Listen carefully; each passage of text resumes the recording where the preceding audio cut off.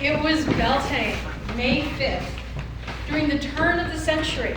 I'll let you decide which one. And I was doing research at a local pagan store. I picked up a statue of Sheila Nagi. If you've never seen her, this is what she looks like. A primitive-looking woman holding open a massively oversized yoni.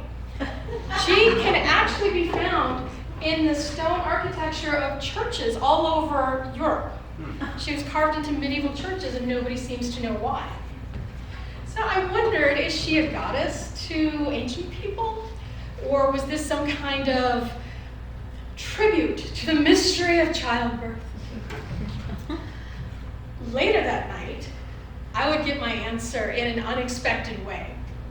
So I was in bed, not alone, and I suddenly had a vision of Sheila Nagi. She was enormous. She was the size of the universe, and she was made of darkness. And her yoni was a portal into this massive star mill. I could see the outline of our bodies inside the mill. We were made of stars. And as we made love, stars trailed off of us and formed the shape of a baby between us, floating. And I knew I had just seen the spirit of a baby being born, but I knew I wasn't pregnant. I also knew that baby, that spirit, was waiting for me to bring her into this world. As the years passed, that baby remained in the stars. Every month I wasn't pregnant, I felt like I had failed her. So I went to the OBGYN and she tested me. You're geriatric. You have decreased ovarian reserve. The few eggs you're dropping are encased in amber and belong to the Jurassic period. Getting pregnant is an impossibility. Go find another windmill to tilt that. But I couldn't give it up. Exactly 5 years after that vision, it was May 5th again, and this time I was at a Beltane ritual in Salt Lake City. Beltane is a festival. It's a celebration of love and fertility. As people danced around us, interweaving red and white ribbons, tying us to the maypole and drenching us in apple cider. It was just this massively fun, raucous celebration to bring success into whatever venture you're about to embark on. Later that night, in our hotel room, while we were having our own little private celebration, I suddenly felt that same magic I had felt the night I saw Sheila Nagi. And I knew the baby was no longer in the stars. She had just been midwifed into my womb. When we got back to Los Angeles, I took a pregnancy test, and it was positive. So I took 2 more, and they were both positive. So then I called my OBGYN and I told her. I told her I got pregnant on May 5th and I would be giving birth on February 5th, which also happened to be Imbolc, a celebration of new beginnings. She thought I was nuts. There's no way I was pregnant. So she had me come into the office. 3 urine tests, 2 blood tests, and 1 ultrasound wound up the baby maker later. Everything came back positive. The baby wasn't in my imagination, she was actually in my womb. And as the life inside me grew and developed, we started forming a special kind of bond. Unspoken communication runs in my family. My yaya had it, my mom had it.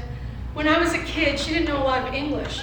So she would say, "Fermete techo," which means bring me the thing.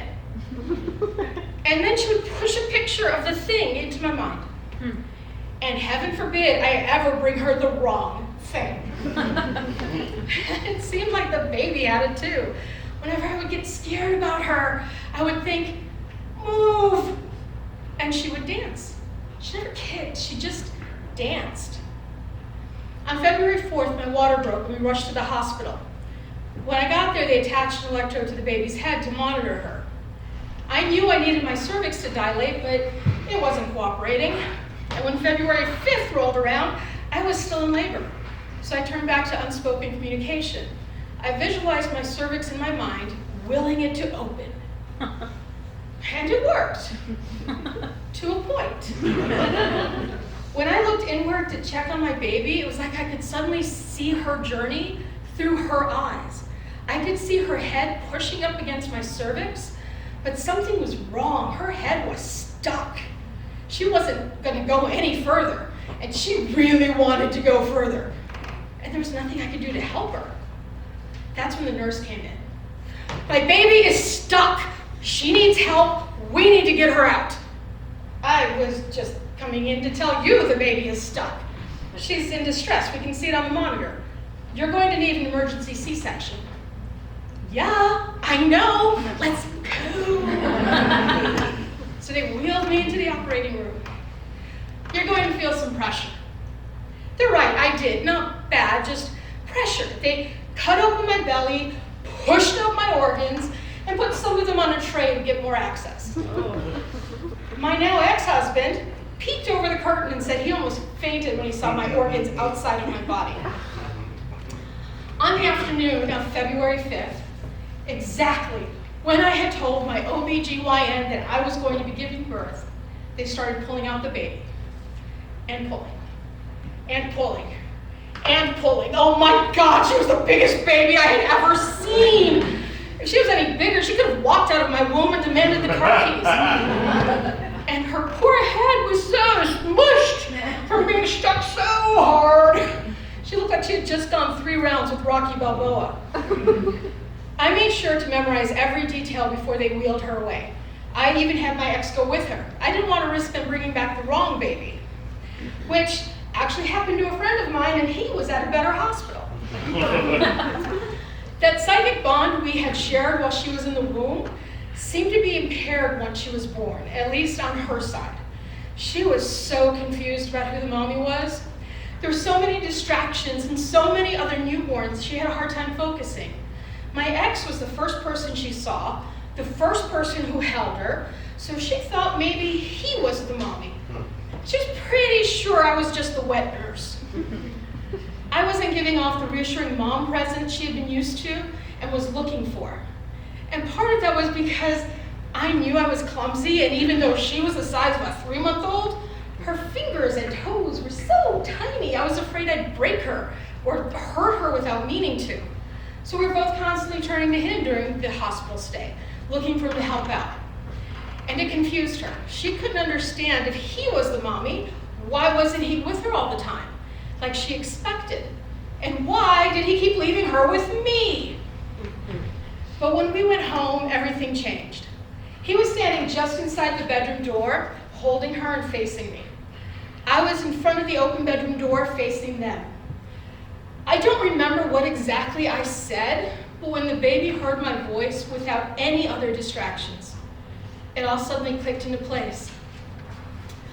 I will never forget the moment that she looked at me, and it was like a light bulb went off over her head. Her entire face lit up, and in my head I heard, "You're the mommy!" And she reached for me, full of joy. She grabbed onto me like she was never going to let go. I was the person she had been looking for, the one whose voice and feel she remembered from when she was in the womb. And she wasn't going to risk losing sight of me again. From that moment on, she was mommy's girl, and all was finally right in her world.